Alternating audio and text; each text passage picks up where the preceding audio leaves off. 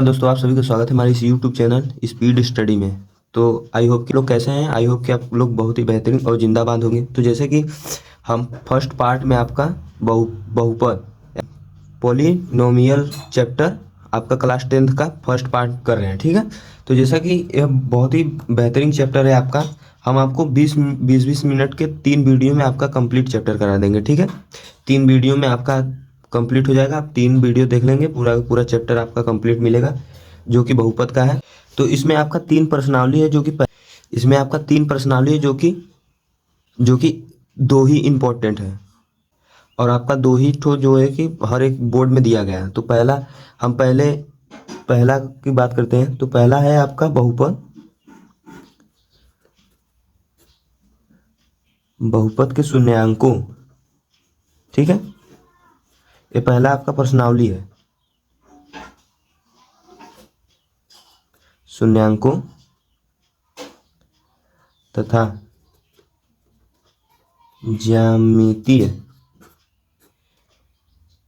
ज्यामिति का अर्थ। तो पहला ही आपका प्रश्नावली का पहला टॉपिक है।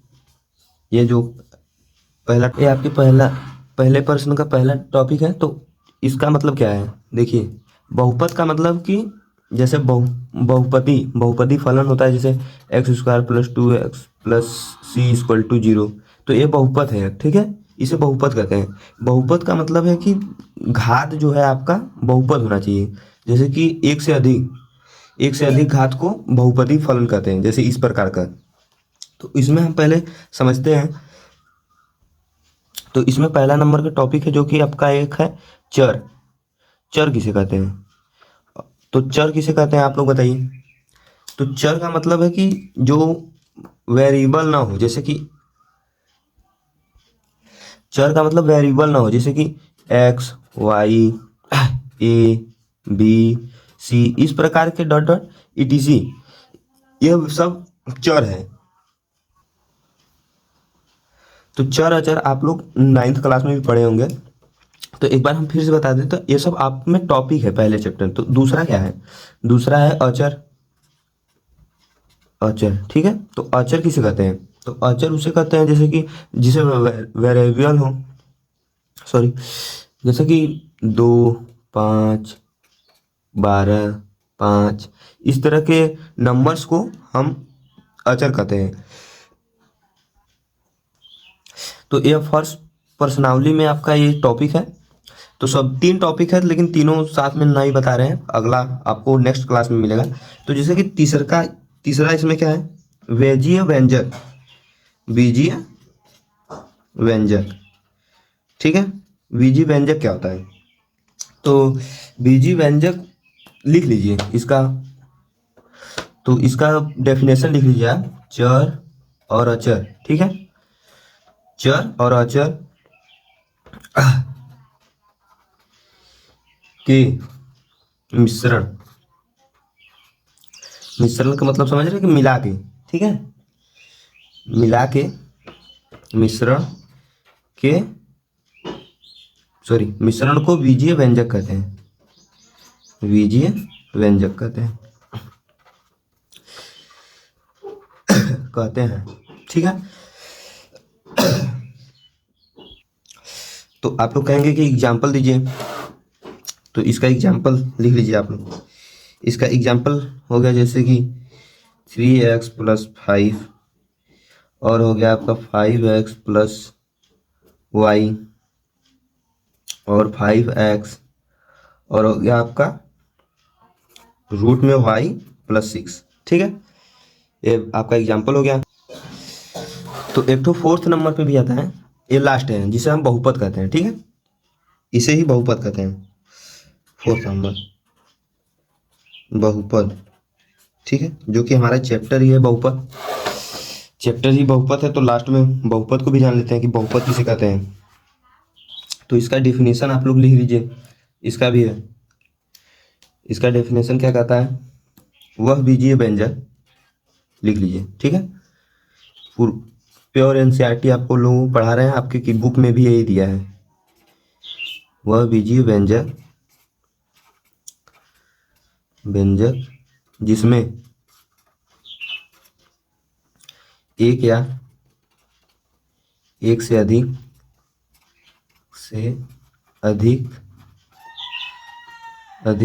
पद हो तथा प्रत्येक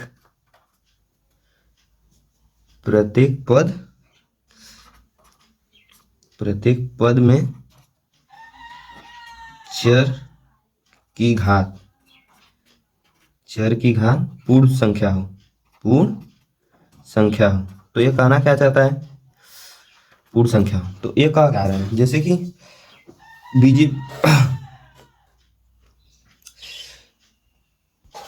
ये कह रहा है कि बहुपद जो है आपका, जो बहुपद है वो एक बीजीय व्यंजक ही है, जो कि हम यहाँ पे पढ़े ना, बीजीय व्यंजक। तो ये कह रहा है कि एक बीजीय व्यंजक ही है बहुपद। वह बीजीय व्यंजक है जिसमें एक या एक से अधिक पद हो, ठीक है, तथा प्रत्येक पद में चर की घात पूर्ण संख्या हो। तो ये कहना क्या चाहता है, जैसे कि ऊपर हम एग्जाम्पल देखे हैं, तो इसे ही कह रहा है कि एक से अधिक पद हो। तो एक से अधिक पद है यहाँ पे, ठीक है। और दूसरी बात कह रहा है कि जो है कि चर, तो ये चर है, ठीक है, यह चर है, इस चर के घात एक पूर्ण संख्या होता है। यहाँ पे एक है, जैसे यहाँ पे भी देखिए एक है, मान लीजिए यहाँ पे भी देखिए एक है, लेकिन यह जो क्वेश्चन है ये वाला, तो यहाँ पे y के घात 1/2 है प्लस y है, अरे सॉरी 6 है, ठीक है, चूंकि ये सभी बहुपद हैं, ठीक है, ये सभी बहुपद हैं, लेकिन यहीं पे यह क्वेश्चन जो कि बहुपद नहीं है। तो बहुपद का यही डेफिनेशन कर रहा है कि वह बीजीय व्यंजक जिसमें एक या एक से अधिक पद हो तथा प्रत्येक पद में चर की घात पूर्ण संख्या हो। तो इतनी बातें आप लोग समझ गए होंगे कि बहुपद एवं शून्यांकों की ज्यामिति का अर्थ एक टॉपिक है, दूसरा का चर, अचर, बीजीय व्यंजक और बहुपद सब आपको समझा दिए। तो अब आता है आपका बहुपद के शून्यंक। जैसे कि यहाँ पे टॉपिक है शून्यंक निकालना, तो बहुपद का शून्यंक अब निकालेंगे, ठीक है। तो हम अब बहुपद के शून्यंक के डेफिनेशन पे आते हैं, यानी परिभाषा। तो इसका परिभाषा आप लोग लिख लीजिए। तो हम डेफिनेशन पहले से ही लिख लिए ताकि आपका समय बच सके। तो जैसे कि ये डेफिनेशन क्या कहता है, किसी बहुपद जो आपको ऊपर बताया बहुपद px मतलब कि बहुपद को px से हम दर्शाते हैं, और px यहाँ पे देख लीजिए, px को हम y भी कह सकते हैं, ठीक है, y के इक्वल होता है, का शून्यंक c ऐसी संख्या है जिनके लिए px इक्वल टू 0। तो ये कहना क्या चाहता है, c जो है कि यहाँ पे कांस्टेंट है, मतलब कि अचर है, जैसे 1 2 3 4, ठीक है। तो px में यानी y के मान में c यानी कांस्टेंट ऐसा रखे कि pc इक्वल टू 0 आ जाए, ठीक है।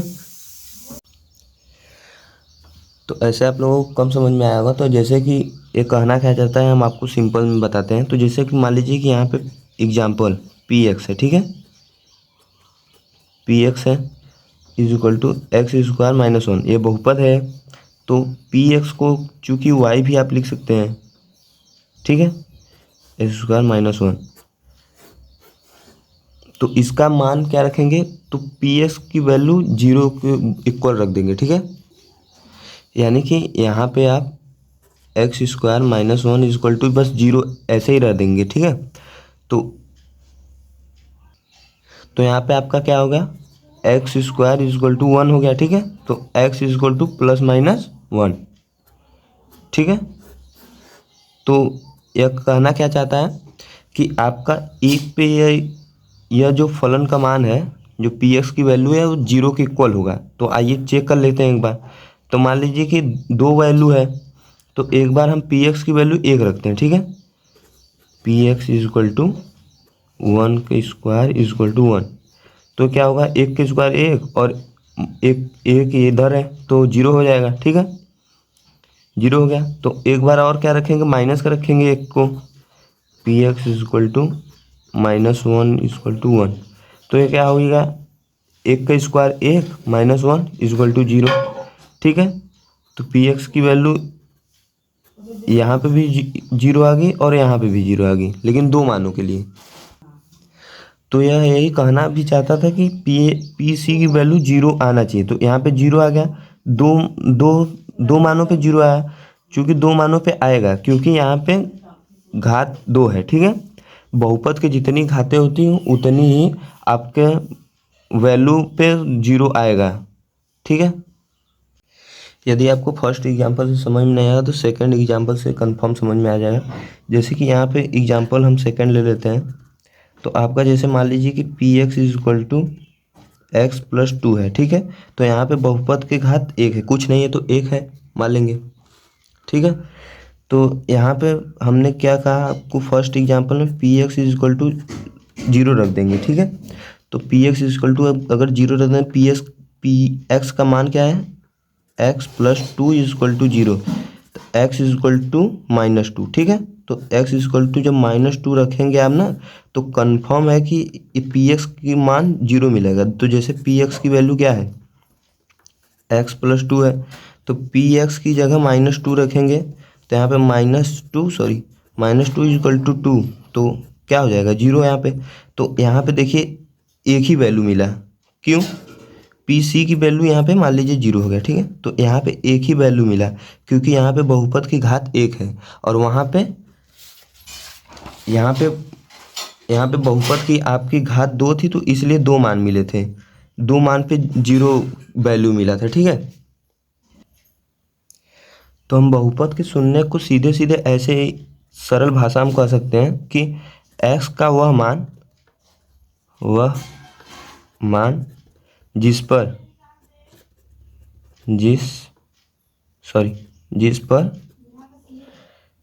P x is equal to zero हो, तो वह शून्य का मान निकलता है। ठीक है, तो इस x का वह मान रखिए जिस पे पी एक्स की वैल्यू जीरो आए, तो यह इस x का मान यही रखा है। ठीक है, माइनस दो रखे तभी तो जीरो आया, तो इसी को शून्य कहते हैं। तो और एक कॉन्सेप्ट इसमें है कि जैसे लिख लीजिए, तो यह कॉन्सेप्ट क्या कहता है कि जितनी बहुपद की घात होगी उतने अधिक शून्यांक प्राप्त होंगे, मतलब अधिकतम शून्यांक प्राप्त होगी जितने बहुपद की घात होगी। तो यहाँ पे जैसे कि आप लोग देखें कि यहाँ पे एक था बहुपद की घात, तो एक ही शून्यांक प्राप्त हुआ। ठीक है, एक तो, और फर्स्ट एग्जाम्पल में देखिए आप लोग, फर्स्ट एग्जाम्पल में जैसे कि यहाँ पे बहुपद की घात दो था, तो दो शून्यांक प्राप्त हुआ, एक यहाँ एक यहाँ। ठीक है, माइनस एक और एक पे। तो इसी प्रकार यह कह रहा है कि जितनी बहुपद की घात होगी उतने ही अधिकतम शून्यांक की प्राप्त होगा। तो अब आपको बहुपद के शून्यांक निकालना आएगा। तो अब तथा ज्यामिति का अर्थ, तो ज्यामिति का अर्थ अब नेक्स्ट टॉपिक है। तो जैसे कि शून्यांकों के ज्यामिति का अर्थ, हेडिंग डाल लीजिए। तो अब हम बात करेंगे शून्यांकों के ज्यामिति का अर्थ। तो इसका मतलब कि ऊपर का यही एग्जाम्पल ले लीजिए, जैसे कि यह एग्जाम्पल है। ठीक है, तो यही एग्जाम्पल ले लीजिए कि P x is equal to x plus two है। ठीक है, यही है एग्जाम्पल। तो आपको हम पहले ही बताए थे कि पी एक्स को वाई भी कहते हैं, वाई एक्स प्लस टू। ठीक है, तो इसको भी कहते हैं। तो एक बार एक्स की वैल्यू जीरो रख दीजिए। ठीक है, तो वाई क्या मिल जाएगा यहाँ पे, zero plus two is equal to two. ठीक है, वाई की वैल्यू जीरो। तो और एक बार बिंदु ऐसे ही प्राप्त होता है। तो बिंदु क्या हो गया आपका, नाइन्थ क्लास में पढ़े होंगे, बिंदु 0,2। ठीक है, यह बिंदु हो गया। अब एक बार वाई इक्वल टू जीरो रखेंगे। ठीक है, जीरो हो गया। तो zero is equal to x plus two, तो X is equal to minus two. ठीक है, तो इसका बिंदु क्या हो गया, -2,0। ठीक है, तो यह हो गया। तो इसका ग्राफ अब बनाएंगे। तो मान लीजिए कि यहाँ पे ग्राफ ये हो गया। ठीक है, ज्यामिति अर्थ का मतलब ये है ग्राफ पे कोई चीज़ हो, ज्यामिति का। ठीक है, तो ये y हो गया और ये x हो गया। तो मान लीजिए कि दो ही चलना है इस पे, क्योंकि दो ही तक है। तो मान लीजिए कि एक और यहाँ पे दो, एक यहाँ पे दो, एक यहाँ पे दो और एक यहाँ पे दो। तो कहना, तो यहाँ पे बिंदु कौन से होगा, तो यहाँ पे है 0, यहाँ पे होगा 0,2। ठीक है, क्योंकि एक्स अक्ष 0 और वाई कॉमा 2 चलना है, एक्स पे 0। तो और एक बिंदु कहाँ पे है, यहाँ पे एक बिंदु है, एक बिंदु यहाँ पे है, -2, ठीक है। चूँकि यहाँ इधर माइनस होता है, इधर प्लस होता है, तो इधर माइनस हो गया और वाई अक्ष यहाँ पे 0 है तो 0 हो गया। तो इसका ग्राफ कैसे बनेगा, इसका ग्राफ ऐसे बनेगा, स्ट्रेट लाइन, ठीक है, इधर से। तो क्वेश्चन में आपको दिया रहेगा ऐसे ही ग्राफ, तो इसमें से आपको बताना है कि इसमें शून्यक कौन है। तो हमने पहले ही बताया था कि पी एक्स की वैल्यू 0 जहाँ पे आएगी वहाँ पे आपका शून्यक होगा, ठीक है। तो यहाँ पे पी एक्स की वैल्यू y है, ठीक है, पी एक्स की वैल्यू 0 कहाँ पे है, तो y को ही पी एक्स कहते हैं। तो यहाँ पे y की वैल्यू 0 है क्योंकि यहाँ पे तो 2 है, तो यहाँ पे x है। तो इसका मतलब यह है कि x ग्राफ पे जितनी बार ग्राफ को कट करेगा उतने आपका शून्यंक के मान मिलेंगे। जैसे कि यहाँ पे एक शून्यंक का मान है जो कि -2, 0 है, ठीक है। तो इसका सैंपल लिख लीजिए एक बार। तो जैसे कि यहाँ पे एक्स अक्ष, ठीक है, एक्स अक्ष के सभी बिंदुओं, ठीक है, सभी बिंदुओं के लिए y निर्देशांक इक्वल टू 0, ठीक है। x के सभी बिंदुओं के लिए y निर्देशांक 0 होता है, तो यही बहुपद का जो है कि शून्यांक हो जाएगा, ठीक है। जितने बिंदु आपके x अक्ष पे 0 मिलेंगे उतने शून्यांक होगा। तो क्वेश्चन करेंगे सब समझ में आ जाएगा। तो यह बहुपद का शून्यक है, ठीक है, शून्यक है। तो हमें इससे एक बात पता चलती है, क्या, कौन सी बात, तो जैसे कि यहाँ पे हम लिख सकते हैं इस बात को ऐसे भी कि किसी, आपका समय बचाने के लिए हम लिख दिए। तो जैसे कि यहाँ पे देखिए, किसी बहुपद के शून्य की संख्या बहुपद के ग्राफ का x अक्ष के साथ प्रतिच्छेदन की संख्या।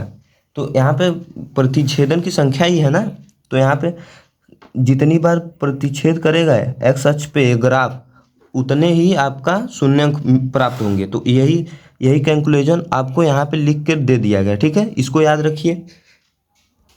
अब आते हैं हम अपने क्वेश्चन पे। तो 2.1 प्रश्नावली में आपका ऐसे ही ग्राफ दिया रहेगा, आपसे पूछेगा कि कितने शून्यंक प्राप्त हुए, ठीक है। तो आपको क्या करना है, एकदम सिंपल सा है, ठीक है। क्वेश्चन देखते हैं। तो देखिए आपका यह क्वेश्चन दिया गया है, तो हम पहले से लिख लेते हैं। देखिए आपके लिए इतना मेहनत कर रहे हैं, पहले से लिख लेते हैं ताकि आपके समय बच सके। तो यहाँ दिया गया है कि नीचे दी गई आकृति में ग्राफों को देखिए, प्रत्येक आकृति पी एक्स, ठीक है, देखिए क्वेश्चन में भी लिखा है y बराबर पी एक्स के लिए, जहाँ पी एक्स एक बहुपद है, ठीक है, पी एक्स एक बहुपद है का ग्राफ है। ग्राफों से प्रत्येक के लिए पी एक्स के शून्यांकों की संख्या ज्ञात करना है, ठीक है, पी एक्स के शून्यांकों की संख्या ज्ञात करना है। तो हम बताए थे एक एग्जाम्पल में। तो यहाँ पे देखिए, यहाँ पे फर्स्ट एग्जाम्पल में, ठीक है, यह एनसीईआरटी का आपका एग्जाम्पल दिया गया है, तो हम बनाए अपने बुक मतलब कि नोटबुक पे। तो यहाँ पे देखिए, यह जो है कि एक्स अक्ष पे बस एक जगह काट रहा है, ठीक है, एक ही अक्ष, वाई पे कहीं भी काटे उससे कोई मतलब, बस एक्स अक्ष पे आपको देखना है। चूँकि यहाँ पे एक्स अक्ष पे एक ही बार काट रहा है, तो इसका शून्यांकों की संख्या क्या होगा, यहाँ पे लिख लीजिए कि एक होगा, एक ही होगा, क्योंकि यहाँ पे आपको हम पहले से ही बताएं कि जितनी, यहाँ पे देखिए, जितनी बार काटेगा उतनी संख्याओं की संख्या होगी, पी एक्स की संख्या। तो पी एक्स इक्वल टू 0, तभी तो शून्यांकों की संख्या निकल रही है।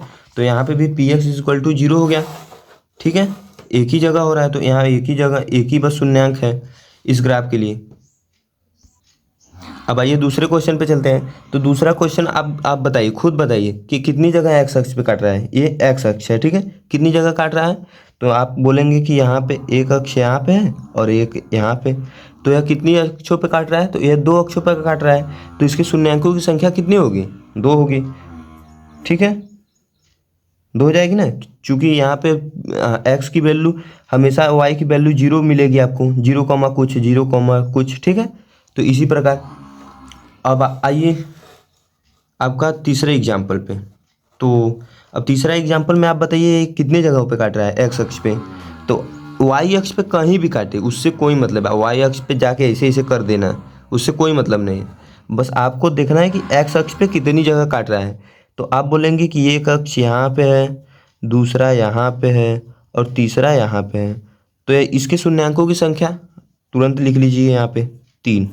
तो इस प्रकार के क्वेश्चन आपको बोर्ड में मिलेंगे। बोर्ड में मिलेगा 2-3 नंबर का एक क्वेश्चन होगा, ऐसे ही ग्राफ होगा, उसमें पूछेगा कि शून्यांकों की संख्या बताइए। तो आइए अब चौथे क्वेश्चन पे। तो इस पे बताइए, ये माइनस में जाके काट दिया। वाई अक्ष से कोई मतलब, इधर काटे चाहे इधर काटे, बस एक्स अक्ष से आपको मतलब है।